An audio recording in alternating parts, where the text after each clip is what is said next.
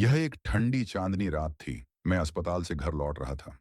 मेरे डैशबोर्ड पर लगी घड़ी में 1:32 हो रहा था और हाईवे मेरे सामने एक अंतहीन काले रिबन की तरह फैला हुआ था। सड़क के दोनों ओर पेड़ मूक प्रहरी की तरह मंडरा रहे थे। उनकी घुमावदार शाखाएं तारों रहित आकाश के खिलाफ मुड़ रही थीं। मैंने पहले भी इस रास्ते से अनगिनत बार यात्रा की थी, लेकिन आज रात कुछ गड़बड़ लग रही थी। इंजन की सामान्य आवाज अधिक तेज, अधिक डरावनी लग रही थी और फैमिलियर जगह अजीब और अप्रिय लग रहा था। मैंने गाड़ी का हीटर चालू कर दिया, लेकिन इससे मेरे पेट में बेचैनी कम नहीं हुई। जब मैं एक मोड़ पर पहुंचा तो मैंने अपनी हेडलाइट की रोशनी में एक परछाई देखी। यह एक महिला थी। उसके कपड़े फटे और मैले थे। उसके बाल उसके चेहरे के चारों ओर बिखरे हुए थे। उसने अपना अंगूठा बाहर निकाल रखा था। स्पष्ट रूप से वो लिफ्ट मांग रही थी। पहले मैं रुकना नहीं चाह रहा था, लेकिन उसकी फ्रस्ट्रेशन ने मुझे गाड़ी धीमा करने पर मजबूर कर दिया और मैंने गाड़ी रोक दी। वह झिझकते हुए, लगभग डरी हुई चाल से कार के पास पहुंची। जैसे जैसे वह करीब आती गई, मैं उसकी आंखें देख सकता था, जो चौड़ी और भयभीत थी, एक शिकंजे में फंसे हुए जानवर की तरह। मैंने कार की विंडो को थोड़ा नीचे किया। क्या तुम ठीक हो? मैंने पूछा। ठंडी रात की हवा में मेरी आवाज कुछ अजीब लग रही थी। उसने सिर हिलाया, हालांकि वह बिल्कुल भी ठीक नहीं लग रही थी। क्या तुम मुझे एक लिफ्ट दे सकते हो? उसने पूछा। उसकी आवाज बहुत धीमी थी। मुझे यहां से दूर जाना है। उसकी आवाज में डर और जल्दबाजी का मिश्रण था, जिसने मुझे सिर हिलाने पर मजबूर कर दिया। मैंने दरवाजा खोला और वह एक छोटे गंदे बैग को अपनी छाती से सटाकर बगल की सीट पर बैठ गई। मैं कुछ समय तक चुपचाप गाड़ी चलता रहा। सिर्फ डामर पर टायरों की आवाज और उसके बैग की कभी कभार सरसराहट की आवाज आ रही थी। मैंने अपनी आंखों के कोने से उसे देखा। वह जवान थी।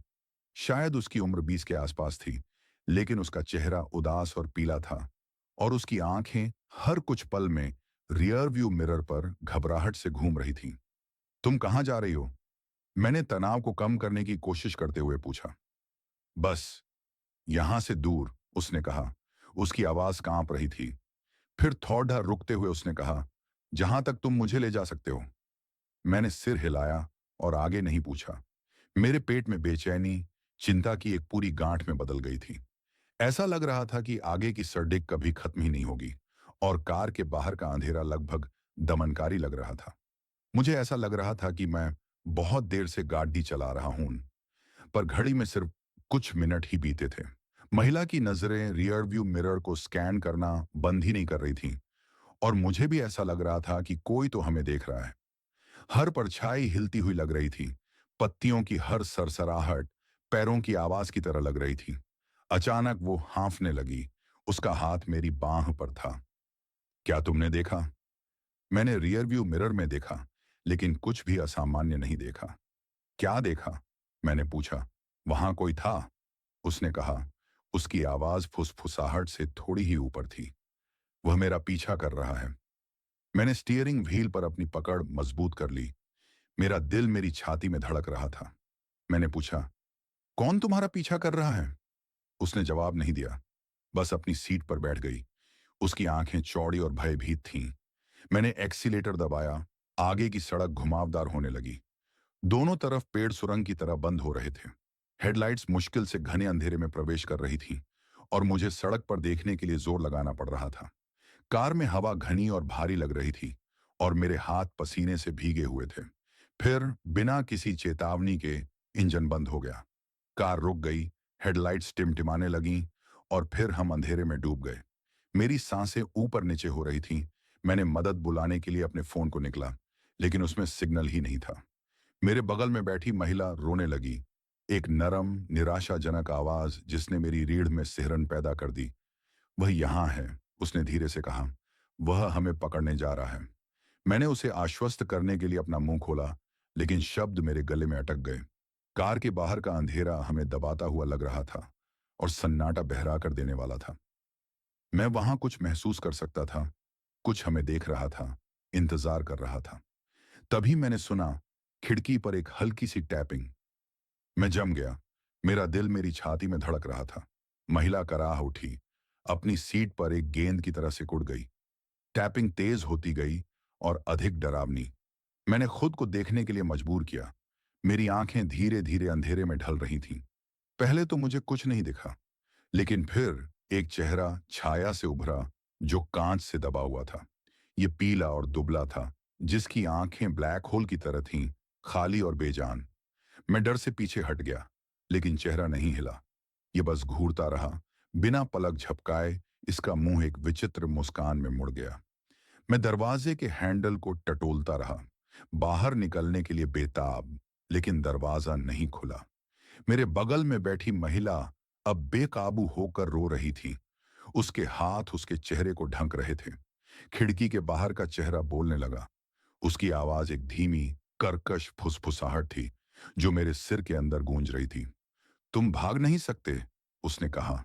वह मेरी है। मैंने खिड़की पर मुट्ठियां पटकी, चिल्लाया कि वह चला जाए, लेकिन वह बस हंसता रहा।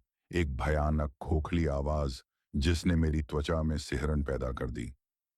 मैं महसूस कर सकता था कि मेरी समझदारी खत्म हो रही है और अंधेरा मुझ पर छा रहा है। फिर जैसे ही ये सब अचानक शुरू हुआ था, वैसे ही सब अचानक से बंद हो गया। चेहरा गायब हो गया और वापस छाया में विलीन हो गया। मेरे बगल में बैठी महिला चुप हो गई थी। उसकी सिसकियां अब धीमी हो गई थीं। कार का इंजन फिर से चालू हो गया। हेडलाइट्स टिमटिमाने लगी। मैंने बिना समय बर्बाद किए सड़क पर तेजी से गाड़ी चलाने लगा।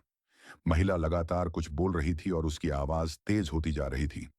जैसे ही हम पेड़ों को चीरते हुए सड़क के खुले हिस्से पर पहुंचे, महिला चुप हो गई। वो अपनी सीट पर वापस बैठ गई। उसकी आंखें बंद थीं और उसके चेहरे पर शांति का भाव था। धन्यवाद, उसने फुसफुसाते हुए कहा। मुझे उसकी आवाज मुश्किल से सुनाई दे रही थी। तुमने मुझे बचा लिया, उसने फिर से कहा। मुझे नहीं पता था कि क्या कहना है। मेरा दिमाग अभी भी जो कुछ हुआ था उससे चकरा रहा था। मैं चुपचाप गाड़ी चला रहा था। भोर की पहली किरणें क्षितिज पर टूट रही थीं। जब हम अगले शहर में पहुंचे, मैंने गाड़ी रोकी और उसकी ओर मुड़ा, लेकिन वह जा चुकी थी। सीट खाली थी, दरवाजा बंद था। बस उसका छोटा गंदा बैग सीट पर रखा हुआ था। मैंने उसे उठाया, मेरे हाथ कांप रहे थे। अंदर महिला की एक पुरानी तस्वीर थी, जो एक आदमी के साथ खड़ी थी, जिसका चेहरा देखकर मेरी रीढ़ में सिहरन पैदा हो गई। ये वही चेहरा था जो खिड़की पर दिखाई दिया था। इस कहानी का अगला भाग हम कल सुनाएंगे। अगर आपको ये कहानी पसंद आई है या इस कहानी ने आपको रात भर जगाए रखा, तो हमें नीचे कमेंट में जरूर बताएं। और अगर आपके पास कोई ऐसी खौफनाक कहानी है जो हमारे रोंगटे खड़े कर दे, तो हम उसे सुनना चाहते हैं। अपनी डरावनी कहानियां कमेंट में हमारे साथ शेयर करें या हमें ईमेल करें। हम वो कहानी आपका नाम लेकर इस चैनल पर सुनाएंगे। और भी दिल दहला देने वाली डरावनी कहानियों के लिए लाइक, शेयर और सब्सक्राइब करना ना भूलें। हमारे नए अपलोड पर अपडेट रहने के लिए नोटिफिकेशन बेल को दबाएं। अगली बार तक अच्छी नींद लें। नमस्कार।